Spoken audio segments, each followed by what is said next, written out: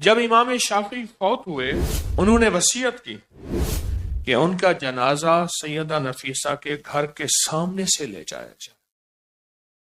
امام شافعی خدمت میں گئے اور بعض احادیث کی سماعت کی، ان سے حدیثیں سنی۔ حضرت ذوالنون مصری اور حضرت بشر حافی ان کی خدمت میں حاضر ہوتے۔ ایک مرتبہ حضرت بشر حافی بیمار ہوئے تو سیدہ نفیسہ عیادت کے لیے آئیں۔ امام احمد بن حنبل بھی وہاں عیادت کے لیے آئے ہوئے تھے۔ تو امام احمد بن حنبل نے پوچھا یہ خاتون کون ہے؟ معلوم ہوا تو حضرت بشر حافی سے فرمانے لگے سیدہ نفیسہ سے میرے لیے بھی دعا کریں۔ امام احمد بن حنبل جیسی ہستی کہنے لگے میرے لیے بھی دعا کریں۔ جب دعاؤں کی درخواست کی گئی تو آپ نے ان الفاظ میں دعا کی، اے اللہ بن حارث اور احمد بن حنبل تجھ سے دوزخ کی آگ سے محفوظ ہونے کی التجا کر رہے ہیں، یا ارحم الراحمین ان کو دوزخ کی آگ سے محفوظ فرماؤ۔ اب امام شافعی کی وصیت سنیں۔ میں امام شافعی کے مزار پہ گیا، اللہ اکبر کیا جلوہ تھا۔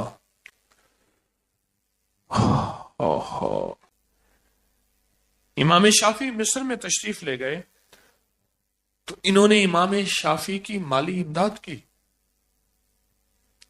امام شافعی ان کی زیارت کو گئے تو پردے کی اوٹ میں بات کی اور امام شافعی نے ان سے درخواست کی آپ میرے لیے دعا فرمائیں، اور انہوں نے دعا فرمائی۔ جب امام شافعی فوت ہوئے تو ان کا جنازہ پڑھا گیا تو انہوں نے وصیت کی کہ ان کا جنازہ سیدہ نفیسہ کے گھر کے سامنے سے لے جایا جائے۔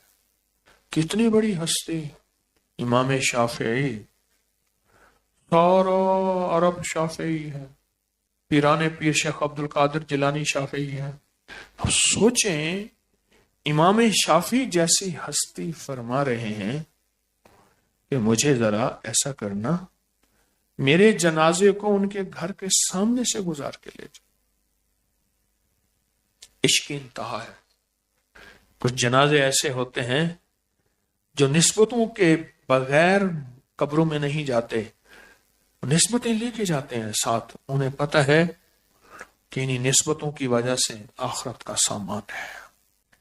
تو امام شافعی رحمۃ اللہ علیہ نے فرمایا، وصیت کی کہ میرا جنازہ سیدہ نفیسہ طاہرہ کے گھر کے سامنے سے گزار کے لے جانا اور پھر مجھے دفن کر۔